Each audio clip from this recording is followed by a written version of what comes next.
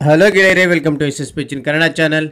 ಈ ಒಂದು ವಿಡಿಯೋದಲ್ಲಿ ಸ್ವಾಮಿ ವಿವೇಕಾನಂದರ ಅಥವಾ ರಾಷ್ಟ್ರೀಯ ಯುವ ದಿನದ ಸುಲಭ ಕನ್ನಡ ಭಾಷಣ ನೋಡ್ತಾ ಇದ್ವಿ. ಈ ಒಂದು ಸುಲಭ ಕನ್ನಡ ಭಾಷಣ ಇಷ್ಟ ಆಯಿತು, ಇಷ್ಟವಾದ್ರೆ ಒಂದು ಲೈಕ್ ನೀಡಿ. ಈ ಒಂದು ಲೈಕ್ ಅನೇಕ ವಿಡಿಯೋ ತಲುಪಲು ಪ್ರೋತ್ಸಾಹ ತುಂಬ ಸಿಗುತ್ತೆ.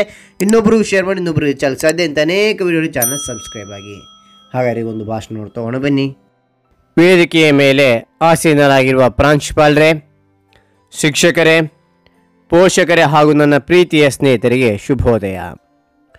ಈ ಒಂದು ಸಮಯದಲ್ಲಿ ಸ್ವಾಮಿ ವಿವೇಕಾನಂದರ ಕುರಿತು ಮಾತನಾಡಲು ಬಯಸುತ್ತೇನೆ.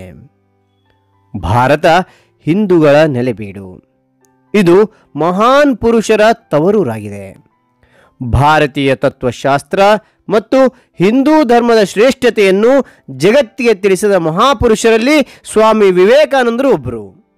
ಅವರು ನಮ್ಮ ಭಾರತದ ಆಧ್ಯಾತ್ಮಿಕ ಪರಂಪರೆಯ ಸಂದೇಶವನ್ನು ಪ್ರಪಂಚದಾದ್ಯಂತ ಪಸರಿಸಿದರು. ಸ್ವಾಮಿ ವಿವೇಕಾನಂದರ ಮೂಲ ಹೆಸರು ನರೇಂದ್ರನಾಥ್ ದತ್ತ. ಇವರು 1863 ಜನವರಿ 12ರಂದು ಕೋಲ್ಕತ್ತಾದಲ್ಲಿ ಜನಿಸಿದರು. ತಂದೆ ವಿಶ್ವನಾಥ್ ದತ್ತ, ತಾಯಿ ಭುವನೇಶ್ವರಿ ದೇವಿ.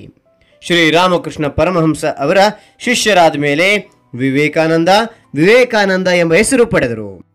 1893 ಸೆಪ್ಟೆಂಬರ್ 11ರಂದು ಸರ್ವಧರ್ಮ ಸಮ್ಮೇಳನದಲ್ಲಿ ಸ್ವಾಮೀಜಿಯವರು ಅಮೆರಿಕಾದ ಚಿಕಾಗೋದಲ್ಲಿ ಭಾಷಣದ ಪ್ರಾರಂಭದಲ್ಲೇ ಅಮೆರಿಕಾದ ಸಹೋದರ ಸಹೋದರಿಯರೇ ಎಂದು ಹೇಳುವ ಮೂಲಕ ತಮ್ಮ ಅದ್ಭುತ ಭಾಷಣದ ಮೂಲಕ ಎಲ್ಲರ ಮನಗೆದ್ದರು. ಜುಲೈ 4, 1902ರಂದು ಅವರು ಬೇಲೂರು ಮಠದಲ್ಲಿ ಧ್ಯಾನಸ್ಥ ಸ್ಥಿತಿಯಲ್ಲಿ ಪ್ರಾಣ ಬಿಟ್ಟರು.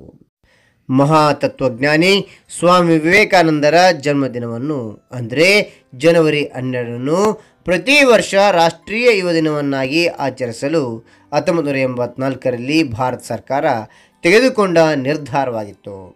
ಅಂದಿನಿಂದ ರಾಷ್ಟ್ರೀಯ ಯುವ ದಿನವನ್ನು ಆಚರಿಸಿಕೊಂಡು ಬರುತ್ತಿದ್ದೇವೆ ಎಂದು ತಿಳಿಸುತ್ತಾ ನನ್ನ ಈ ಭಾಷಣವನ್ನು ಮುಗಿಸುತ್ತೇನೆ. ಸ್ವಾಮಿ ವಿವೇಕಾನಂದರಿಗೆ ಜಯವಾಗಲಿ, ಸ್ವಾಮಿ ವಿವೇಕಾನಂದರಿಗೆ ಜಯವಾಗಲಿ. ಜೈ ಹಿಂದ್, ಜೈ ಭಾರತ್.